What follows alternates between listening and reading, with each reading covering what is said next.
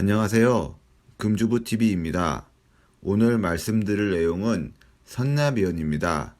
선납이연 중에서도 가장 기본이 되는 개념을 알려드리려 합니다. 이미 선납이연에 대해서 많이 알고 계신 분들은 이 영상을 보지 않으셔도 좋습니다. 하지만 선납이연에 대해 더 구체적으로 정확히 알고 싶으신 분은 이 영상을 끝까지 시청해 주시면 감사하겠습니다. 그럼 시작하겠습니다. 먼저 선납이연의 정의를 살펴보겠습니다. 선납이란 정해진 날짜보다 먼저 납입하는 것을 말합니다. 그리고 이연이란 정해진 날짜보다 뒤에 납입하는 것을 말합니다. 그런데 우리가 알고 있는 정기적금은 매달 일정한 날짜에 일정한 금액을 만기 때까지 납입하는 적금입니다. 따라서 선납이연이란 정기적금을 운용하는 또 다른 방법이라 할 수 있습니다. 이번에는 선납이연이 가능한 상품에 대해서 알아보겠습니다. 우리가 은행에 저축할 수 있는 상품은 세 가지가 있습니다. 정기예금, 정기적금, 자유적금 이렇게 세 가지가 있는데 이 중에서 정기적금만이 선납이연이 가능합니다. 왜냐하면 선납이연을 하기 위해서는 두 가지 규칙이 있는 상품이어야 하기 때문입니다. 첫 번째는 정해진 날짜, 두 번째는 정해진 금액입니다. 정기예금 같은 경우에는 처음에 계약 금액을 입금하고 나면 만기 때까지 더 이상 납입을 하지 않고 기다리기만 하면 되니 선납이나 이연 자체가 성립하지 않습니다. 또한 자유적금 같은 경우에는 언제든지 원할 때 원하는 금액을 입금할 수 있기 때문에 선납이연이 성립되지 않습니다. 그렇다고 정기적금의 모든 상품이 선납이연이 되는 것은 아니고 이금융권 정기적금 상품에서만 가능하다고 보시면 됩니다. 선납이연이 가능하려면 먼저 약관에 선납과 이연의 허용을 하는 조항이 있어야 합니다. 우리가 알고 있는 신협과 새마을금고는 특별한 조건이 없는 한 100% 선납이연이 가능하다고 보시면 됩니다. 왜냐하면 정기적금의 약관을 한번 만들어 놓은 것을 계속 사용하고 있기 때문입니다. 따라서 약관을 변경하지 않는 이상 계속 가능하다고 보시면 됩니다. 이제 더 이상 선납이연이 되는지 안 되는지를 물어보는 것은 시간 낭비라고 볼 수 있습니다. 그럼 이번에는 약관을 한번 살펴보겠습니다. 왼쪽에 있는 사진은 신협의 약관이고 오른쪽에 있는 사진은 새마을금고의 약관입니다. 모두 동일하게 적립식 예금 약관 5조에 월 저축금 입금 지연이라는 항목이 있습니다. 이 입금 지연 항목을 자세히 살펴보면 선납이연이 가능하다는 것을 아실 수 있을 것입니다. 월 저축금 입금 지연 항목을 살펴보겠습니다. 5조 1항에는 다음과 같은 문구가 있습니다. 총 지연일수에서 총 선납일수를 뺀 순지연일수에 대해 계약일 당시 사무소에 게시한 입금지연이율로 계산한 금액을 계약금액에서 빼거나 순지연일수를 계약월수로 나눈 월평균 지연일수만큼 만기일을 늦출 수 있다. 여기서 중요한 단어가 나옵니다. 총지연일수와 총선납일수, 순지연일수, 계약월수, 월평균 지연일수입니다. 총지연일수에서 총선납일수를 뺀 게 순지연일수입니다. 그런데 순지연일수만큼 만기일이 늦어지는 것은 아닙니다. 만기일은 순지연일수를 계약월수로 나눈 월평균 지연일수만큼 늦어지게 되는 것입니다. 그런데 월평균 지연일수가 소수점이 나온다면 여기서 올림을 해줘야 합니다. 만약 0.2일이 지연된다고 하면 만기일은 하루가 지연되게 됩니다. 또한 만약에 월평균 지연일수가 1.8일이 나온다면 만기일은 이틀이 지연되는 것입니다. 이번에는 선납이연을 하는 목적에 대해 살펴보겠습니다. 정기적금을 정기예금처럼 운용하여 적금의 이자 수익률을 극대화하기 위해 우리는 선납이연을 사용합니다.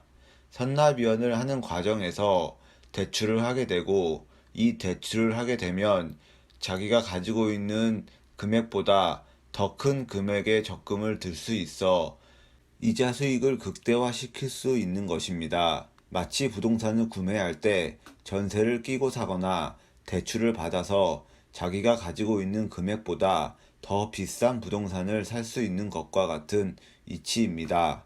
이번에는 선납위원회 운용 방법을 알아보겠습니다. 정기적금의 일반적인 운용 방법은 정해진 날짜에 정해진 금액을 납입하는 것입니다. 반면 선납위원 방법은 정기적금을 원하는 타입에 맞게 특정 날짜에 특정 금액을 납입하여 운용하는 방법이라 할 수 있습니다. 여기서 중요한 것은 원하는 타입에 맞게 특정 날짜와 특정 금액입니다. 이 특정 날짜와 특정 금액을 잘 설정만 한다면 선납위원 운용하는 데에는 큰 어려움이 없습니다.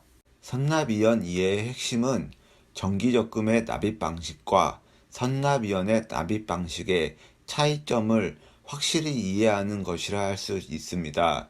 이 차이점만 이해한다면 선납위원은 결코 어려운 것이 아닙니다. 누구나 할 수 있는 방법입니다. 선납위원을 운용하려면 핵심 요소 두 가지를 아셔야 합니다. 첫 번째, 납입 방식의 선정입니다. 두 번째, 납입 날짜의 계산입니다. 납입 방식의 선정은 그렇게 어렵지 않습니다. 현재 자신의 자금 상황을 고려해서 어떤 선납위원 방식을 선택할지 고르기만 하면 됩니다. 그런데 문제는 두 번째, 납입 날짜의 계산입니다. 이 납입 날짜의 계산이 중요한 이유는 만기일 지연에 관련이 있기 때문입니다. 납입 날짜를 잘못 계산하면 만기가 지연되게 됩니다. 만기가 지연되게 되면 수익은 떨어집니다. 왜냐하면 시간이 돈이기 때문에 하루라도 만기일이 늦어진다면 그만큼 돈을 운용하지 못하기 때문입니다. 이번에는 선납위원 납입 방법에 대해서 알아보겠습니다. 우리가 흔히들 타입이라고 말하고 있는데 이것은 선납위원의 방법을 부르기 쉽게 만들어 놓은 것입니다. 우리가 흔히 사용하고 있는 타입은 세 가지 타입이라고 할 수 있습니다. 첫 번째는 1-11 타입, 두 번째는 615 타입, 세 번째는 66 타입입니다. 자금 상황에 맞게 선택을 하시면 됩니다. 또한 그 밖에 무수한 타입이 존재를 하나 대부분 1번, 2번, 3번 방식을 선호하고 있습니다. 이 방법에 대해서는 추후 영상을 만들어 자세히 설명하도록 하겠습니다. 선납위원회에서 가장 중요한 것은 납입 날짜 계산입니다.